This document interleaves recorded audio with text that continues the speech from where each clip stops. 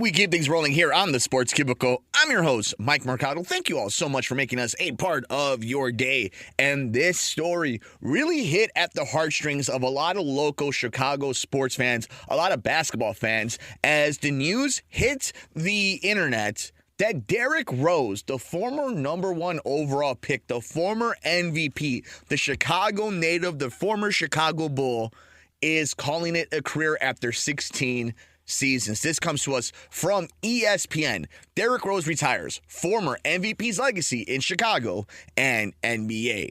After 16 years in the NBA, former MVP point guard Derrick Rose is retiring from the league. The number one pick in the 2008 NBA draft and Chicago native made his mark for 7 years with his hometown team before spending the next 9 jumping between the New York Knicks, Cleveland Cavaliers, Minnesota Timberwolves, Detroit Pistons, and Memphis Grizzlies. Rose's meteoric rise as one of the league's most exciting players was thwarted by injuries, most notably his ACL tear during the first round of the 2012 playoffs, which was followed by a plethora of lower leg issues. NBA insiders Chris Herring, Jamal Collier, and Kevin Pelton break down 3-time All-Star's career, including the legacy he leaves in Chicago and his unique case for the Naismith Basketball Hall of Fame. And I want to highlight just a few sentiments of each one of those things because that has been the conversation that has been going around since this news broke is, what is Derrick Rose's legacy? Where does he belong in the Bulls pantheon of great players? Will he be in the Hall of Fame? Does he have a case for the Hall of Fame? And we're going to get to my thoughts in just a second, but I want to hear what some of these insiders had to say. So what about Rose's brief but elite prime was electric? In 2010, almost 14 years ago to the date, a 21-year-old Rose stood before a gaggle of Chicago reporters, laying out his expectation for his third NBA season. "It's high," he said with a straight face. "The way I look at it within myself, why can't I be the MVP of the league? Why can't I be the best player in the league? Why can't I do that? I work hard." It was an audacious comment, yes. Rose won Rookie of the Year in 2009 and was one of those sports breakout young stars. But he'd been an all-star just once, selected for the game just 7 months earlier. On a team scale, Chicago was a 500 club the season before, something else that generally makes an MVP bid a steeper climb. But by the end of the 2010-2011 campaign, Rose looked like a prophet. The Bulls, who finished with an NBA best 62-20 mark, were buoyed in part by new coach Tom Thibodeau. But no one was more responsible for the improvement than the electrifying Rose, who, in leading his hometown Bulls at the age of 22, became the youngest MVP in league history. So let's stop there for a second. I remember those comments, and we played them coming into this segment. And there was just this confidence and this innocence that came off of Derrick when he said that in that press conference. There was something where a lot of people laughed at him. A lot of people went hard in the paint on Derrick about that conversation, about that press conference, about that quote. But the fact that now we have the benefit of hindsight, knowing how hard he worked, knowing how good he was, knowing what that team was going to do, that Derrick was somebody that we just kind of slept on, even being the number one overall pick. That we just didn't understand not just the talent, the impact he was going to make, but just how determined of an athlete and player he was. But that was something that just put him on that endeared him to the city of Chicago, was that confidence. So that was Chris Herring's assessment of his MVP season, how electric it was, and I suggest you guys read the entire article. How about the legacy Rose leaves in Chicago?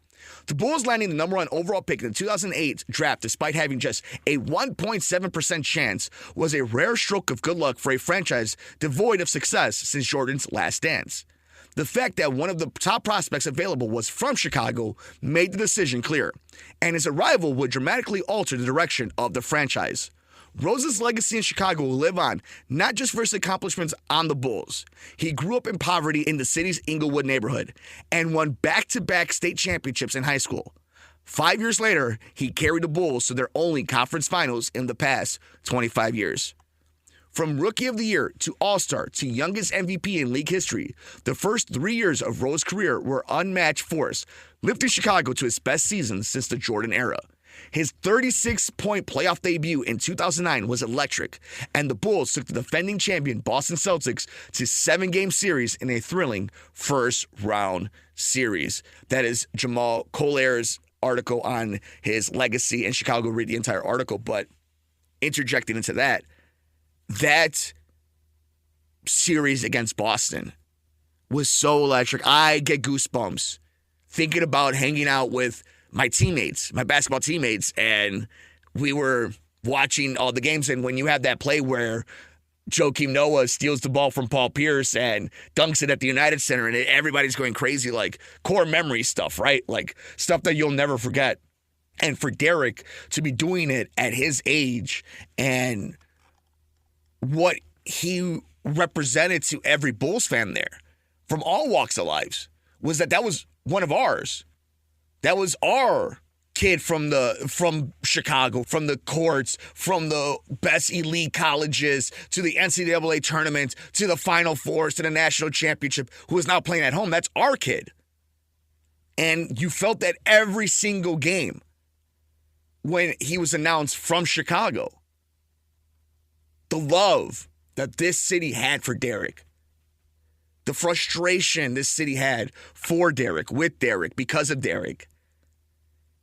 It's something that if you weren't around for, it's hard to describe. Just the energy that was in the air. And finally, Rose is a unique case for the Hall of Fame. Rose might be the most interesting case for the Naismith Memorial Basketball Hall of Fame. For decades, it's been a truism that every NBA MVP would make the Hall of Fame, yet Rose's injury-shortened peak makes his candidacy more complicated. Among the 36 players to win MVP, Rose's 3 All-Star appearances rank ahead of only the late Bill Walton, who had 2. The other winner to see his prime years ruined by injury, whereas Walton played just a handful of games between the navicular fracture that interrupted his MVP campaign and age 30. Rose was able to return for a relatively full career, but was never an All-Star again. Unlike Walton, who led the Portland Trail Blazers to the only title in franchise history the year before his injury, Rose didn't get to enjoy playoff success on the biggest stage. He averaged 23.4 points and 6.6 assists per game in the 2011 East Finals at the age of 22, but shot just 35% as the Miami Heat beat the Bulls. A year later, Rose was injured in the first-round playoff game for Chicago, which had a league-high 50 games during the lockout-shortened season, but was upset by the number 8 seed Philadelphia 76ers without him. In that regard, my championships added motto sees Spencer Haywood as the best comparison for Rose's career. MVP of the ABA as a 20-year-old rookie, Haywood made it All-NBA 4 times after successfully challenging the league's age limit and jumping to the Seattle Supersonics. However, Haywood's career was never the same after a knee injury at the age of 25 and his move to the Knicks. And that is Kevin Pelton's thought on Rose's case on the Hall of Fame. And that's where we'll end this, is will Derrick Rose end up in the Hall of Fame? I do think Derrick Rose will end up in the Hall of Fame. I think it would be unprecedented for an MVP of the National Basketball Association, a guy who's probably going to get his number retired, a guy who went to the conference finals, a guy who is beloved by all players in the league, will not get in. And let's be honest, this isn't canon. This isn't the Baseball Hall of Fame, the Football Hall of Fame. The Naismith Basketball Hall of Fame is a lot easier to get in. The barrier, let's just say, is not as high as some of these other Hall of Fames. So Derrick's going to get in. I don't even think that's really the craziest of guesses. All that being said, all these NBA insiders, everybody in radio, television, YouTube, TikTok, your favorite pundit, your favorite hot take show, everybody's going to have their own thoughts. Everybody's going to have their own opinion. Everybody's going to have their own core memory. Everybody's going to have something, if you're a sports fan, to say about Derrick Rose. And that in itself is a testament to Derrick Rose. Derrick Rose, for a lot of people, for a long time, was the possible answer to LeBron James. Now we know, looking back, that wasn't the case. But there was something to this Bulls team.